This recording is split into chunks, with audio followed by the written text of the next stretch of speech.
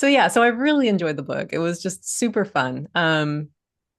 Yeah, I loved the dialogue. I loved like just how immersed I felt in the story. And I liked it's funny, it's like I liked that the main male protagonist, the romance figure, like that he wasn't perfect. Like that he had this flaw, which I won't go into in case Mm, anyone anyone mhm, like spoilers, but I really appreciated that about it. And then he has this just like really warm heart, mhm, and it's very beautiful. It's very mhm, beautiful.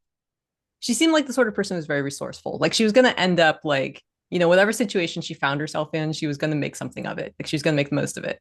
And I mhm, liked that she was kind of multifaceted, like that she had this sort of mischievous side in a way, but also it was very practical. Like it was just like, I mean, part of it was survival for her, really. mhm, Like, so it was survival, but it was also like there was a little bit of mischievous in there. And I think that worked well with Lady Mariana. mhm, Um, I think there was this kind of way that the two of them like interplayed with each other that was just fun.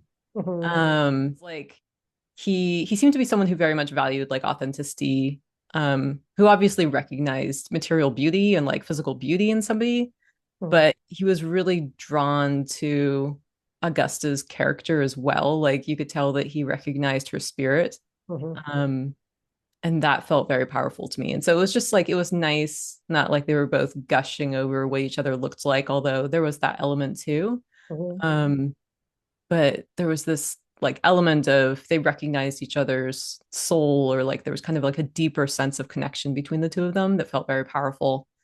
And it felt like surprising and engaging, and there was always something happening. Like it was just like, oh no, and that's gonna happen. Like, oh crap. So that kind of stuff that keeps you engaged, and like the characters have to solve problems. It's like she took everything she had, flushed it down the toilet, like sprinted into another reality. It was just like, here I am, everybody, and pretended to be this other character, and then was like having to deal with when her old reality was like coming into her new reality, so like unexpectedly. And that was fun. It was just fun. It was fun. Now, I have a question for you.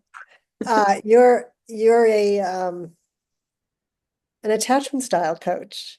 So Yes. what do you see anything in these couples that where you would identify they had a certain attachment style? I love that question. Let me think. So whenever she's like, oh, I'm really into him, but then she feels the fear, like she's Mhm. like, oh, I'm so excited, like he's so attractive, like this is great. And then she's like, oh my God, like, but can I get close to him? Whenever she feels that, that reminds me of like the fearful avoidant attachment style. But Mhm. that being said, there's a lot of other stuff at play. I don't think most romance, like the way that it's written, is going to be like this quote secure attachment style, because the game playing and like the all of that kind of stuff, it's not quite like the secure style dating.